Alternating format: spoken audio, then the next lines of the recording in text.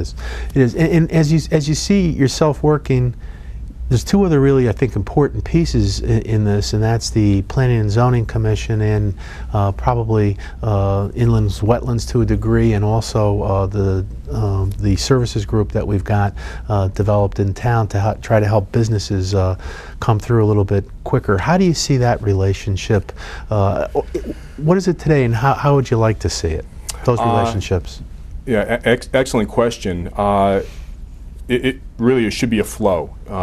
Actually, economic development is working on a flow chart process to help prospective business owners move through that process. In the past, the reputation of Monroe has been, well, it's kind of a tough process. It's hard to get anything through all those steps. We want to be there as kind of like the point person or the point group for people looking to come into town and help them sort through the process in order in all the steps.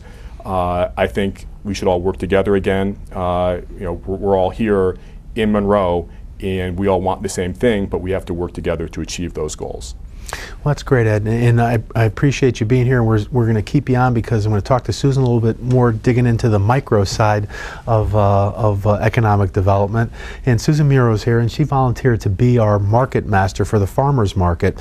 So, and before I even talk to Susan, I just want to say I want to thank Councilman Pat O'Hara for bringing this idea forward. He asked me several months ago if I would be willing to support this effort, and my wife and I were farmers market people in other towns, and I says, boy, if I can come here, I'll do two things. I'll help Monroe's economic development, and I'll satisfy my wife for getting some fresh foods available here in town. So it was absolutely a no-brainer for me. So Susan, tell me a little bit about the farmers market, what you've got planned, location, those kind of things. Mm-hmm. Okay, the farmers market is going to be held at the Monroe Congregational Church, which is adjacent to the town green in Monroe.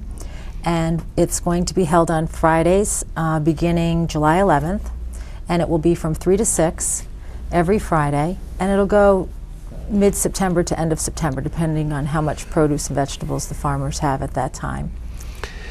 And talk to me a little bit about the site location and what you guys went through to work that through and finally come up with the Congregational Church, which Ed's a member of. And I am. Yes. Yeah. Oh, it's a great location. We had several locations that we looked at, but what makes the Monroe Congregational Church unique, what I think makes it unique, and I've been to lots of farmers markets, is just the design of the parking lots. There's a separation between two parking lots. There's a sidewalk that separates them, so the farmers can have their space, and you don't have to walk very far to get to the market. You'll just walk across the sidewalk, so it'll be a nice setup, really easy to get to, and it's in a beautiful location. I mean, it's our town green. It's just a really pretty spot, and you just right up 111 and you're there. So it's ideal. So people ask me, are you really going to have farmer stuff there? What kind of stuff's going to be sold? What kind of vegetables and what kind of healthy eating is going to be promoted at the farmers market? Because they always ask, are you really going to get farmers there? And I says, absolutely. Oh, absolutely. That's all that's going to be there. Yeah, we're going to have lots of farmers, local farmers. I think the farthest one so far is Glastonbury. Wow. So very local.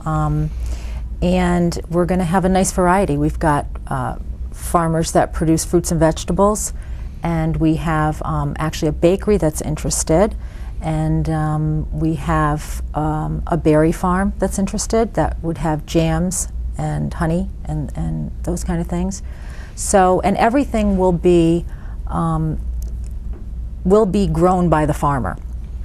There won't be foods that are bought by the farmers and resold. It'll be foods that are grown by the farmer, and they'll be picked that morning fresh. So there's just no healthier food on earth than the food that you can get from the farmer's market. And I've talked to you before, and you obviously have a love for this. Why are you interested in being Monroe's first market master? Well, first and foremost, because I'm a mother of 2 children, and I've been shopping at farmers markets for years, and I know the difference in the quality of food. The quality of food that I can get from a farmer's market versus what I would get in the grocery store. I'm a strong health advocate, especially for children, and unfortunately for children, they are kind of not connected to food anymore, because often the foods that they get are from the store. They think that's where the food comes from. So by taking them along to a farmer's market, they can really understand where the food's coming from, and it tastes better when they get it from the farmer's market. I mean, I've taken children to farmer's markets and they've told me they don't like certain fruits and vegetables, and when I ask them to just give it a try, it tastes really different when you purchase it, you know, pick that morning. In your own background in the health area, talk to me a little bit about that, because I think it's important to know that the person we've got looking out for Monroe actually knows a little bit about this stuff. Right. Well, I'm a holistic health counselor, so I work with people who are confused about what to eat, and so I know the benefits of eating fruits and vegetables, because I see how it can change a person's life when they just add in more fruits and vegetables. And I'm all for not focusing so much on what not to eat, and instead focusing on what to eat. It's just much easier to develop a really nice relationship with food if you're not always worrying about what you shouldn't do. So eating fruits and vegetables is just a really great way to connect with food. And today, I mean, we know that obesity is a real problem in this country, especially with children. And if you can get away from the processed and refined foods, you know, as much as possible, your health just overall is going to improve. And that was one of the things that I thought about when we discussed this initially with Councilman O'Hara, and that was, is there any way you can really impact? I mean, I know I go into Monroe and the kids look healthy and they look they look well, and I'm not suggesting we have a big time obesity program. We're no different than a lot of other other towns. And is there, what kind of value do we bring to the table here relative to childhood obesity, and maybe trying to not solve essentially world hunger, but try to figure out how to keep our kids healthier? Well, having a farmer's market just provides a place for people to go where you don't have to spend a lot of time wondering if this is good or bad for you. I mean, everything at the farmer's market is going to be healthy. Nothing will have artificial chemicals, nothing will have preservatives, nothing's going to have refined or processed sugars or any other foods in them. So it's, it just makes it really easy. It's a responsible thing to do, I think, for the town to have a place where its residents and its neighbors can go and get really healthy foods. One of the things too, and I think I'd like to bring this out because I was kind of surprised when I went to the farmer's market. I figured all of a sudden when I went to the farmer's market it would be more expensive. But what I was amazed to find out was that you really get some good value at the farmer's market. Maybe you could talk a little bit about that. You really do.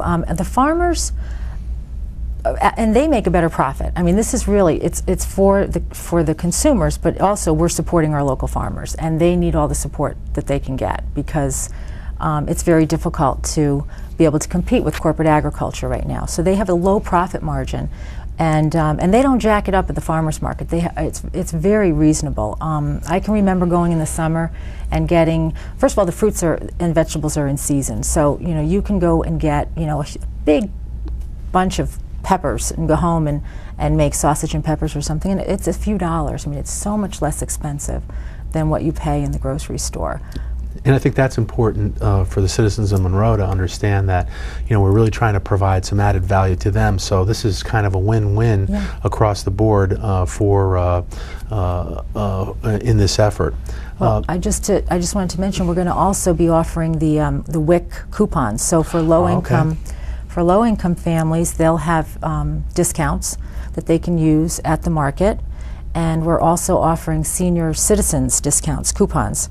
So they'll be able to get a certain amount of coupons for the season, and so that they have more opportunity to purchase fruits and vegetables. Great. So that will be great.